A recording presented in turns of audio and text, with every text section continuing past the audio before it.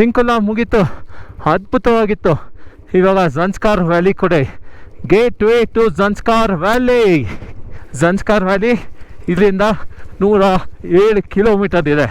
ನಾವು ಪಯಣ 107 ಕಿಲೋಮೀಟರ್.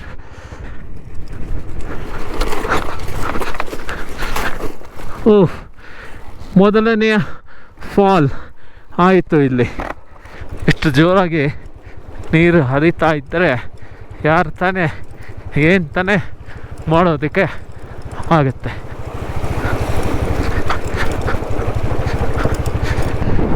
ಗೊಂಬೋ ರಂಜನ್ ಇಲ್ಲೇ ಇದೆ, ನನ್ನ ಹಿಂದೆನೇ ಇದೆ, ನಾವು ನೋಡೇ ಇಲ್ಲ. ಸಾಕಾಗಿದೆ ನೋಡಿ, ಇದೆ ಗೊಂಬೋ ರಂಜನ್.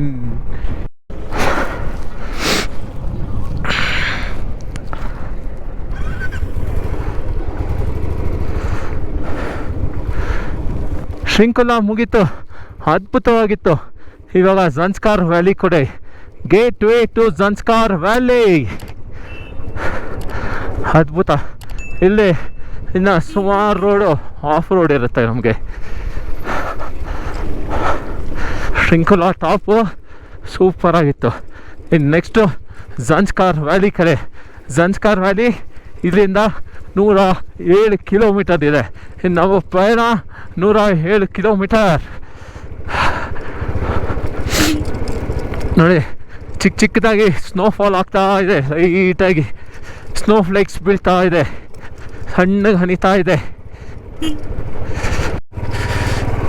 ಸೊ ಇನ್ನು ಶೃಂಖಲೆಯಿಂದ ನಾವು ಕೆಳಗಡೆ ಇಳಿತೀವಲ್ಲ, ಈ ರೂಟಂತೂ ಸಿಕ್ಕಾಪಟ್ಟೆ ಟಫ್ ರೂಟ್. ಇದು ಅಷ್ಟು ಸುಲಭವಾಗಿರೋಲ್ಲ, ಯಾಕೆಂದರೆ ಇದು ಫುಲ್ಲು ಬರೀ ಆಫ್ ರೋಡಿಂಗೇ ಜಾಸ್ತಿ ಇರುತ್ತೆ. ಇದರಲ್ಲೆಲ್ಲ ಆಫ್ ರೋಡಿಂಗ್ ಇರೋದ್ರಿಂದ ನಿಧಾನಕ್ಕೆ ಹೋಗಬೇಕು, ಗಾಡಿಗಳು ಸಾಗಲ್ಲ ನಮಗೆ ಈ ರೂಟಲ್ಲಿ. ನೋಡಿ, ಎಲ್ಲ ಇನ್ನು ಫುಲ್ ಇದೇ ಥರ ಇರುತ್ತೆ ರಸ್ತೆ. ನೀವೇನಾದರೂ ಈ ಕಡೆ ರೂಟುಗಳಿಗೆಲ್ಲ ಬರಬೇಕು ಅಂದರೆ ನಿಮ್ಗೆ ಯಾವುದೇ ಪಬ್ಲಿಕ್ ಟ್ರಾನ್ಸ್ಪೋರ್ಟ್ ಇರೋದಿಲ್ಲ ಈ ರಸ್ತೆಗಳಲ್ಲಿ. ಏನಾದರೂ ಬರಬೇಕಂದ್ರೆ ಅದೇ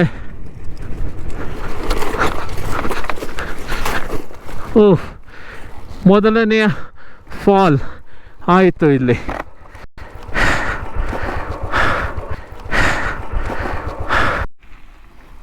ಇವತ್ತು ನನ್ನ ಗಾಡಿ ಕೈ ಕೊಡ್ತಾ ಇದೆ. ಸೆಕೆಂಡ್ ಗೇರ್ ಹಾಕೋಕ್ಕೆ ಆಗ್ತಾ ಇಲ್ಲ. ಇಲ್ಲಿ ಫಸ್ಟ್ ಗೇರ್ ಹೋಗ್ತಿದೆ, ಫಸ್ಟ್ ಗೇರಿಂದ ಹಿಂದೆ ಎತ್ತಿದರೆ ನ್ಯೂಟ್ರಲ್ ಆಗ್ತಾಯಿದೆ. ಸ್ನೋಫಾಲು ಲೈಟಾಗಿ ಆಗ್ತಾಯಿದೆ ನೋಡಿ, ಇದೆಲ್ಲ ಸ್ನೋಫಾಲ್. ಆಗ್ಬೋದಾ? ನೀವು ಮೆಕ್ಯಾನಿಕ್ ಇದ್ದಾರೆ, ಮೆಕ್ಯಾನಿಕ್ ಇರೋದು ಎಷ್ಟು ಮುಖ್ಯ ಇಂಥ ಟೈಮಲ್ಲಿ ಅಂತ ಗೊತ್ತಾಗುತ್ತೆ ನೋಡಿ. ನಾವೇನಾದರೂ ಸಪ್ರೇಟಾಗಿ ಬಂದು ಈ ಥರ ಎಲ್ಲ ಆದರೆ ಏನು ಮಾಡೋಣ ಹೇಳಿ.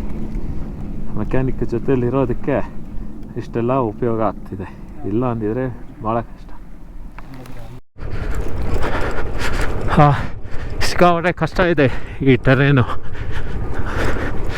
ಗಾಡಿ ಸಿಕ್ಕಾಪಟ್ಟೆ ಹುಷಾರಾಗಿ ಓಡಿಸ್ಬೇಕು. ಕಂಪ್ಲೀಟ್ ಆಫ್ ರೋಡೇ ಇದೆ ಇದರಲ್ಲಿ, ಎಲ್ಲ ಇದೇ ಥರ. ಇನ್ನು ನಾವು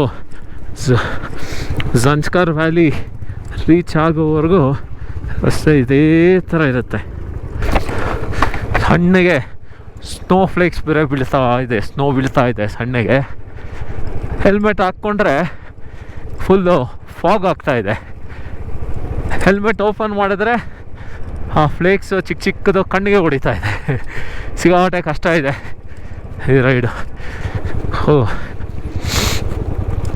ಅದು ಈ ಗ್ಲೇಷಿಯರ್ಸ್ ಎಲ್ಲ ಇಲ್ಲೇ ಇದೆಯಲ್ವ ಪಕ್ಕದಲ್ಲಿ, ಅದು ಮೆಲ್ಟ್ ಆಗ್ತಾನೆ ಇರುತ್ತೆ. ಮೆಲ್ಟಾಗಿ ನೀರು ರೋಡ್ ಮೇಲೆ ಬರ್ತಾನೆ ಇರುತ್ತೆ. ರೋಡ್ ಮೇಲೆ ಬಂದಿದ್ದೆ ಮಣ್ಣೆಲ್ಲ ಬುರ್ಜೆ ಆಗ್ಬಿಡುತ್ತೆ. ಅದು ಟ್ರಿಪ್ಪಲ್ಲಿ ಒಂದು ಸಲ ಬಿದ್ದಿದ್ದು ಆಯಿತು. ಬಂತು ನೋಡಿ ಬುರ್ಜೆ. ಇಲ್ಲೇ ಇರೋದು ತೊಂದರೆ, ಈ ಬುರ್ಜೆಯಲ್ಲೇ. ಇಲ್ಲೇ ಗಾಡಿ ಸರಕ್ಕಂತ ಜಾರ್ಬಿಡುತ್ತೆ ಈ ಬುರ್ಜೆಯಲ್ಲಿ ಹೋಗುವಾಗ. ತಿರ್ಗಾ ಜಾರ್ತಾ ಇತ್ತು ನನ್ನ ಗಾಡಿ.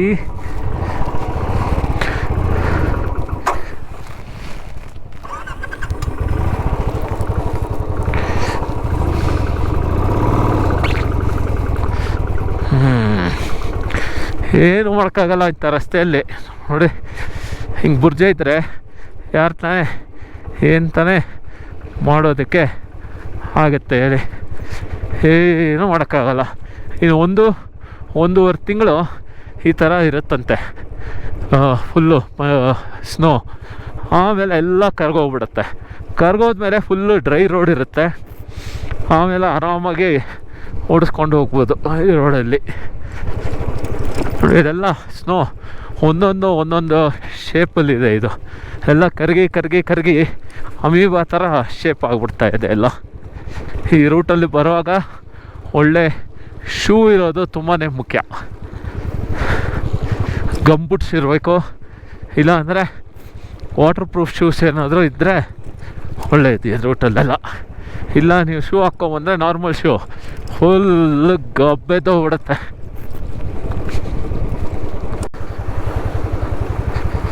ಸ್ನೋ ಅಲ್ಲಿ ಹೋದರೆ ಜಾರ್ಬಿಡುತ್ತೆ.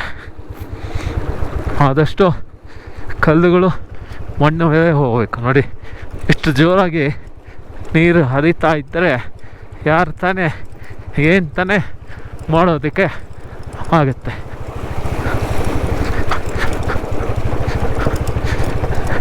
ಕಲ್ಲುಗಳಿರೋದ್ರಿಂದ ಗಾಡಿನೂ ಅಷ್ಟು ಈಸಿಯಾಗಿ ಕಂಟ್ರೋಲ್ ಸಿಗೋದಿಲ್ಲ.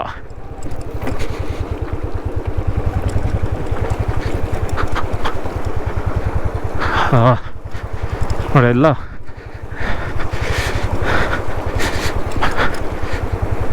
ಸರ್ ಬಡಿಯ ಥ್ಯಾಂಕ್ ಯು ಕಾಮ್ ಕೇಳಿ ಥ್ಯಾಂಕ್ ಯು. ಅವ್ರಿಗೂ ಅಪ್ರಿಷಿಯೇಟ್ ಮಾಡಬೇಕು. ಇಂಥ ಕಂಡೀಷನಲ್ಲಿ ಕೆಲಸ ಮಾಡ್ತಾ ಇದ್ದಾರಲ್ಲ, ನಮಗೆಲ್ಲ ರಸ್ತೆ ಕ್ಲಿಯರ್ ಮಾಡಿಕೊಡ್ತಿದ್ದಾರಲ್ಲ. Sir good job, thank you.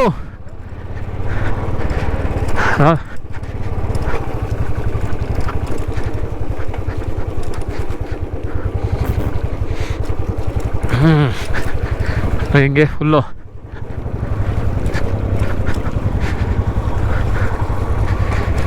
ಬುರ್ಜೆ ಕೆಸರಾಟ ಆಡ್ಕೊಂಡು ಹೋಗ್ಬೇಕು.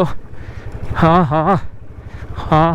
ಇಷ್ಟೊತ್ತು ವಾವ್ ಅಂತ ಇತ್ತು ಶ್ರಿಂಕುಲಾ ಟಾಪ್ವರೆಗೂ.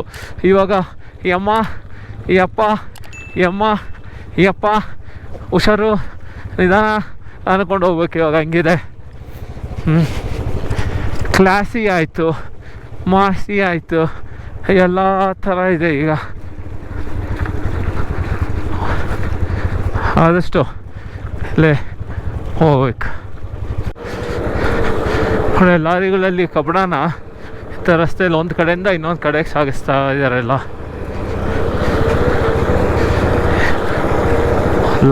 ಒಂದು ಲಾರಿ ಓವರ್ಟೇಕ್ ಮಾಡೋದಕ್ಕೆ ಏನಿಲ್ಲ ಅಂದರೂ 15ರಿಂದ 20 ನಿಮಿಷ ಆಯಿತು.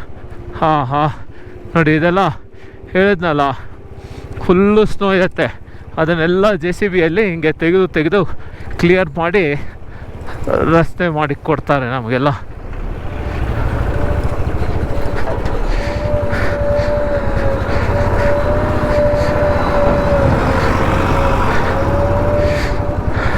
ಸಿಕ್ಕಾಪಟ್ಟೆ ಕಷ್ಟ ಇದೆ.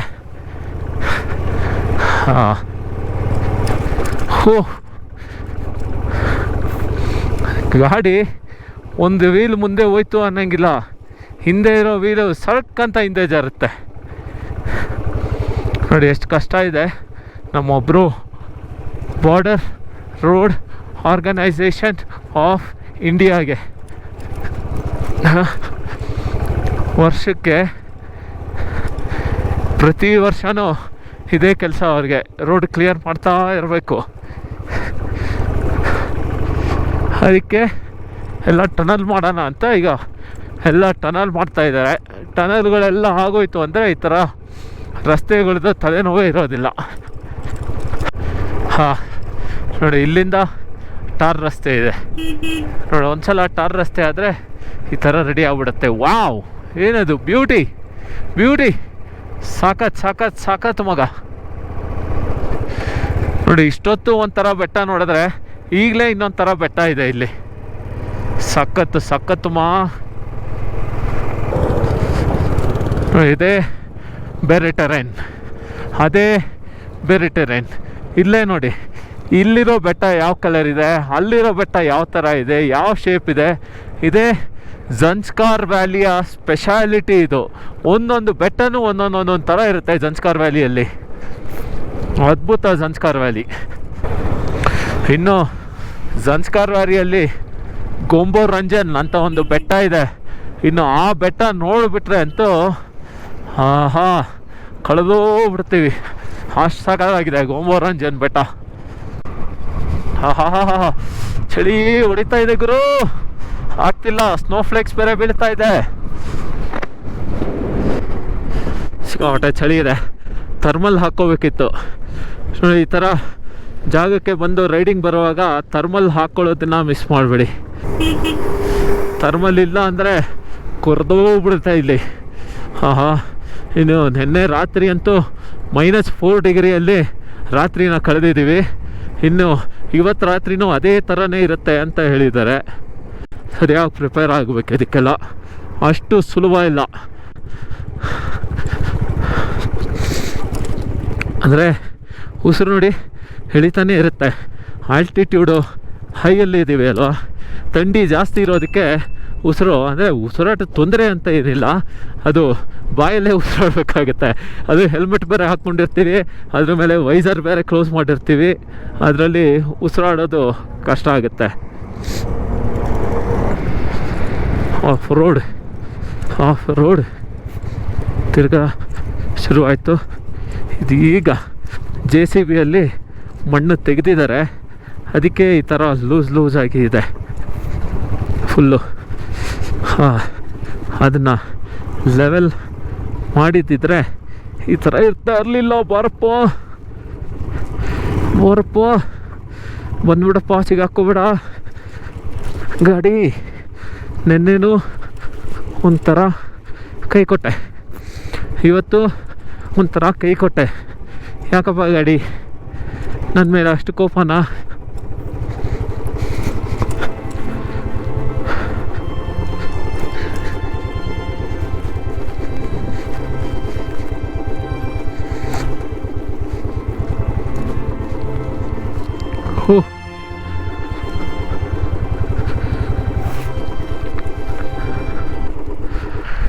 ನಾವು ರಸ್ತೆ ಇವಾಗ ಈ ಕಡೆಯಿಂದ ಇಲ್ಲಿ ಹೋಗೋದು, ಆಮೇಲೆ ಅಲ್ಲೆಲ್ಲೋ ಸುತ್ತಾಕೊಂಡು ನೋಡಿ ಇಲ್ಲಿ ಟಾರ್ ರಸ್ತೆ ಇದೆ, ಆ ಟಾರ್ ರಸ್ತೆಗೆ ಬಂದು ಕನೆಕ್ಟ್ ಆಗ್ತೀವಿ ನಾವು.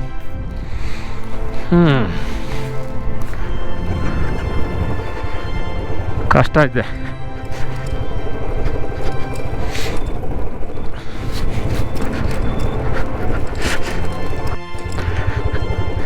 ಇಷ್ಟೊತ್ತು ಒಂದು ಬೆಟ್ಟ ಇಳ್ಕೊಬಂದ್ವಿ, ಈಗ ಆ ಬೆಟ್ಟದಿಂದ ಇನ್ನೊಂದು ಬೆಟ್ಟಕ್ಕೆ ಹೋಗ್ತಾ ಇದ್ದೀವಿ ಈ ಕಡೆ.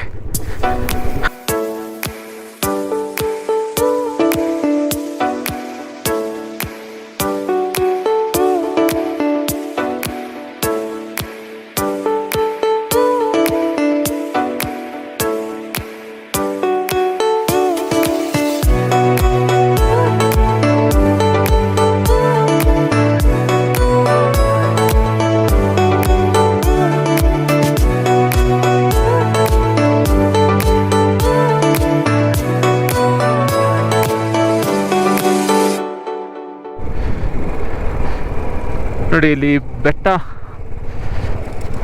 ಕಲರ್ ನೋಡಿ ಹೆಂಗಿದೆ, ಒಂದೊಂದು ಬೆಟ್ಟ ಒಂದೊಂದು ಥರ ಕಾಣಿಸುತ್ತೆ. ಇಲ್ಲಿ ದೇವರ ಸೃಷ್ಟಿ ಹೆಂಗಿದೆ ನೋಡಿ, ಒಂದೇ ಜಾಗದಲ್ಲಿದ್ರೂ ಬೇರೆ ಬೇರೆ ಬೇರೆ ಥರ ಸೃಷ್ಟಿ ಮಾಡಿದ್ದಾನೆ ದೇವರು. ನೋಡಿ ಈ ಕಡೆನೇ ಒಂಥರ ಕಾಣಿಸುತ್ತೆ ಬೆಟ್ಟ, ಈ ಕಡೆನೇ ಒಂಥರ ಕಾಣಿಸುತ್ತೆ ಬೆಟ್ಟ, ಅಲ್ಲೇ ಒಂಥರ ಕಾಣಿಸುತ್ತೆ ಬೆಟ್ಟ. ಒಂದೊಂದು ಬೆಟ್ಟ ಒಂದೊಂದು ಕಲರಲ್ಲಿದೆ. ಪದೋಮ್ ಇಲ್ಲಿಂದ ಇನ್ನೂ 85 ಕಿಲೋಮೀಟರ್ ಇದೆ. ಅದಕ್ಕೆ ಮುಂಚೆ ಗೊಂಬೋರ್ ರಂಜನ್ ಬೆಟ್ಟ, ಅಲ್ಲಿ ಹೋಗಬೇಕು. ಅಲ್ಲಿ ನಮ್ಮದು ಊಟದ ವ್ಯವಸ್ಥೆ ಮಾಡಿದ್ದಾರೆ ಗೊಂಬೋರ್ ರಂಜನ್ನಲ್ಲಿ. ಅದಾದಮೇಲೆ ಗೊಂಬೋರ್ ರಂಜನ್ನಿಂದ ಪದೋಮ್. ನೋಡಿ ನೀವು ನೋಡ್ಕೊ ಬಂದಿದ್ರೆ ಈ ರಸ್ತೆ ಉದ್ದಕ್ಕೂ ಎಲ್ಲೂ ತಿನ್ನೋದಕ್ಕೆಲ್ಲ ಅಂಗಡಿಗಳು ಆ ಥರ ಎಲ್ಲ ಏನೂ ಇರಲ್ಲ. ಪೆಟ್ರೋಲ್ ಬಂಕ್ ಕೂಡ ಎಲ್ಲೂ ಇಲ್ಲ. ನಮಗೆ ಲಾಸ್ಟ್ ಪೆಟ್ರೋಲ್ ಬಂಕ್ ಸಿಕ್ಕಿದ್ದು ಕೆಲಾಂಗಲ್ಲಿ. ನಾವು ಜನ್ಸ್ಕಾರ್ ರೂಟಲ್ಲಿ ಏನಾದರೂ ಬಂದರೆ ಪೆಟ್ರೋಲ್ ಬಂಕ್ ನಮಗೆ ನೆಕ್ಸ್ಟ್ ಸಿಗೋದು ಪದೂಮಲ್ಲಿ. ಅದೇ ನಾವು ಲೇ ಆ ರೂಟಲ್ಲಿ ಹೋದರೆ ಇನ್ನೂ ದೂರ ಸಿಗುತ್ತೆ ನಮಗೆ ಪೆಟ್ರೋಲ್ ಬಂಕು.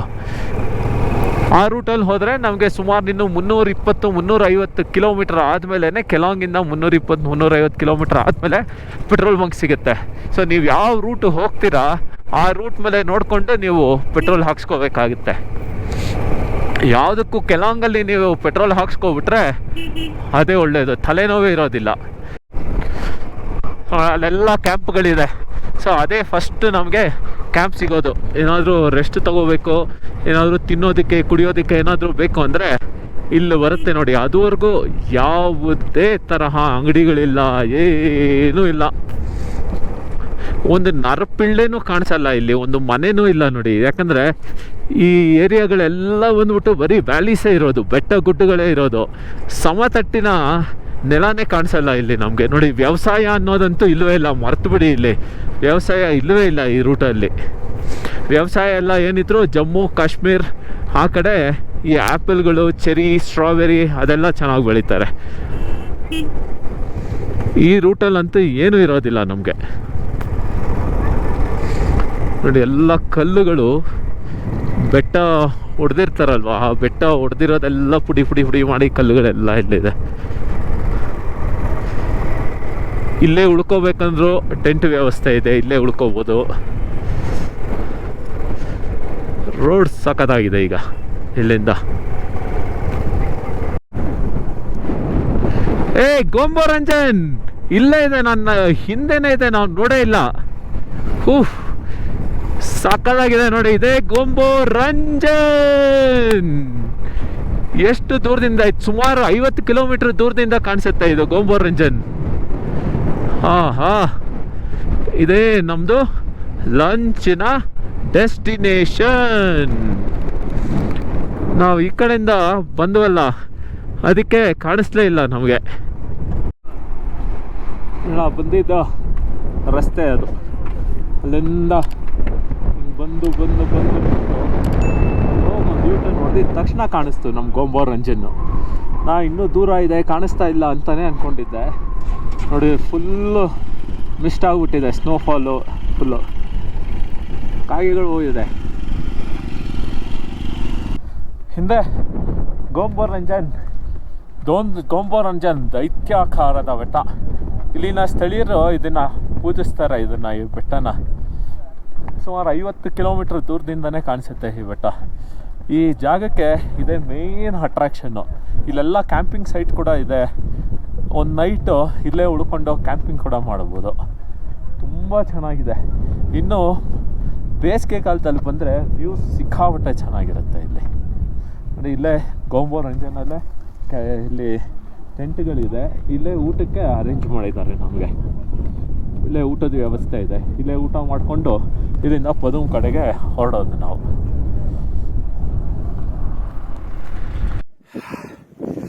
ಗೋಂಬೋರಂಜನ್ ಇಲ್ಲೇನೆ ಊಟದ ವ್ಯವಸ್ಥೆ. ಒಳಗಡೆ ನೋಡೋಣ ಏನೇನಿದೆ. ಎಲ್ಲ ಸ್ಟಾರ್ಟ್ ಮಾಡಿದ್ದಾರೆ.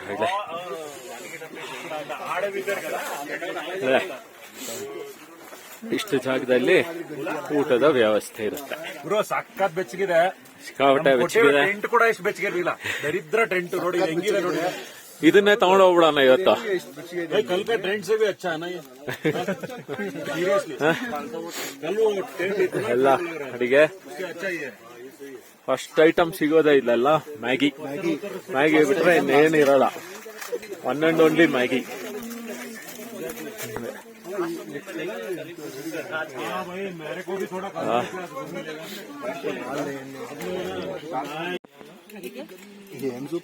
ನೋಡಿ, ಈ ರೂಟಿನ ಮನೆ ಊಟ ಮ್ಯಾಗಿ.